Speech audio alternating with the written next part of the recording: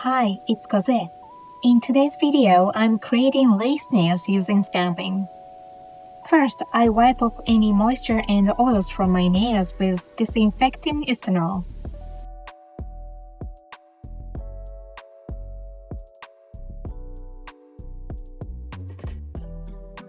For the base coat, I'm using only Bonder today.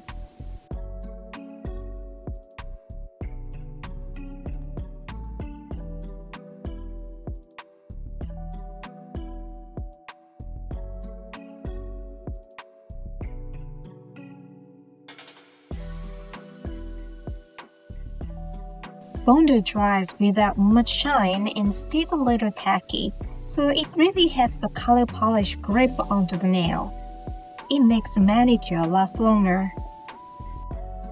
I'm using PA Wonder Nail in the shade OWN04. It has fine, subtle shimmer that isn't too flashy, so it works really well for office-friendly nails. The pink shade has a slightly muted tone, which gives it a calm and elegant look. I'm applying the Wonder Nail polish on the pinky, ring finger, and all the other nails. Lace nails seem to be trending lately, but one of the reasons I originally got into nail stamping was because making lace designs is just so easy with it. You can also create lace nails using nail foils, but for me, stamping is simpler. You can change the colors freely, and I like foils that run out. Stamping plates last pretty much forever, so I feel like it's more cost-effective. The only thing is, if your nails are long, sometimes a lace pattern isn't big enough to cover the whole nail. After finishing the first coat of color polish, I let it dry for about 7 minutes. I'm applying the second coat now. I'm using the Wonder Nail again on the thumb, and for the pinky and index finger, I'm using Fingersuit's Petal Glow.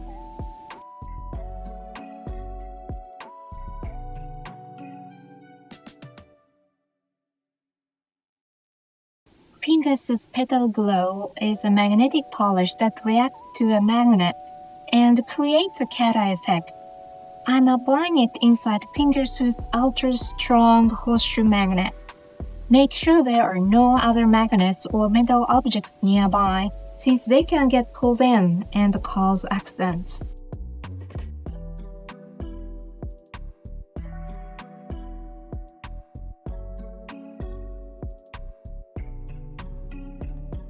Once I finish applying it, I let it dry inside the magnet for about 30 seconds to a minute.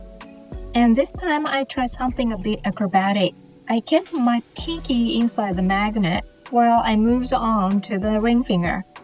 I'm applying the Wonder Nail on this one. My pinky is still sitting inside the magnet. Since the magnet has a bit of weight to it, it stays stable and doesn't tip over, so I can actually do this without any trouble. I'm applying Fingersuit's Petal Glow on the index finger. The particles look beautifully reflective right after applying, but as the polish starts to dry, the effect flattens a bit. I guess that's just because the layer gets thinner as it dries. I keep my finger inside the magnet for about a minute like this. I'm stamping a light lace pattern over the entire thumb using PAS27. Since this polish isn't made for stamping, the color payoff is soft, and I'm using that on purpose to get just a faint, barely there lace look.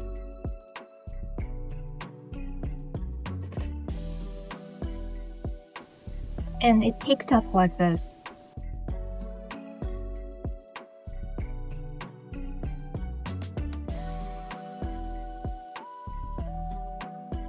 Whoa, it came up super faint, maybe a little too subtle. Now I'm stamping the ring finger with a super pigmented stamping polish. If you've been watching this channel for a while, you already know this one. It's a stamping polish I bought at Walmart in Hawaii. They didn't have it this year though.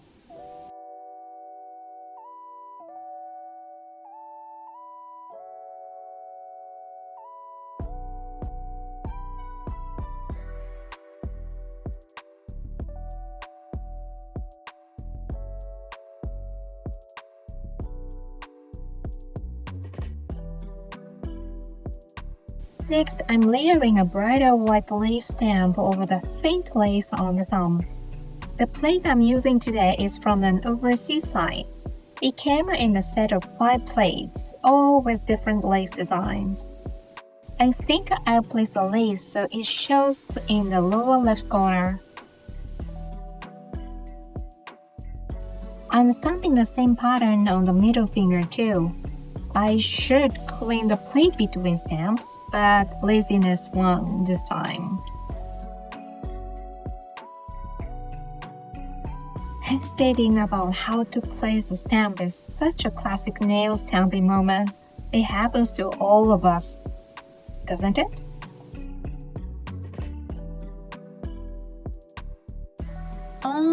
Doesn't the middle finger look like it's wrapped in a tiny bandage? I brush a layer of top coat onto the stamper and let it dry for about 20 seconds before stamping. This helps prevent the designs from smudging when I apply top coat on the nail later.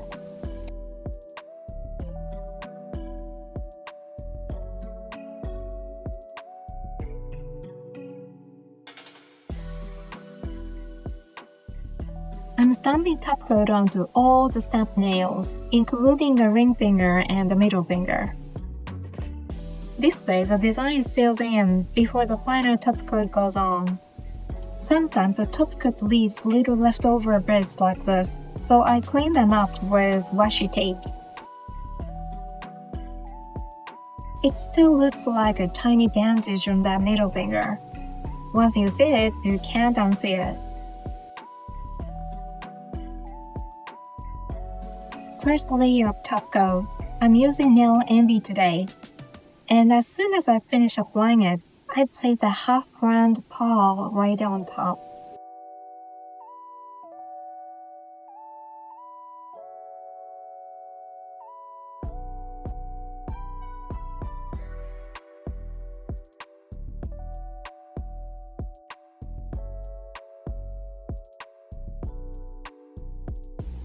I use the back end of the tweezers to press the paw down firmly.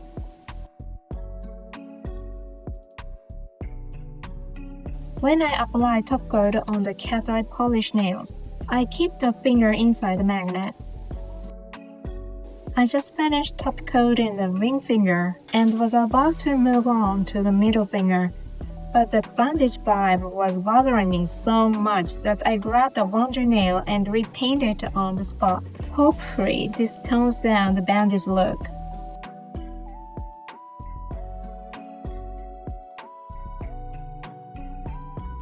I think I managed to shift it from bandage to a cute pink knit beanie. Now I'm adding the half-round paw, and I'm using my DIY picker for this part. I finished the first layer of top coat on all the nails. I let everything dry completely, then go in with the final top coat, the second layer. My recent favorite, the Wonder Nail top coat. It doesn't shrink, it doesn't crack, and the shine is gorgeous. Such a reliable top coat.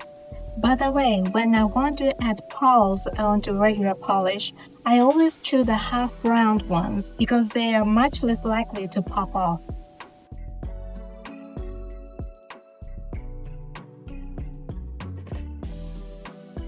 For the second layer of top coat, I also kept the nail inside the magnet, just to be safe.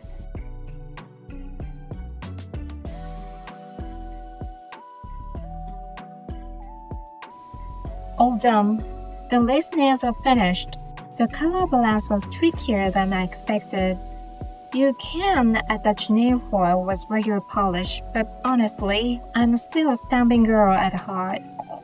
Yeah, cat eye polish really does broaden out once it dries.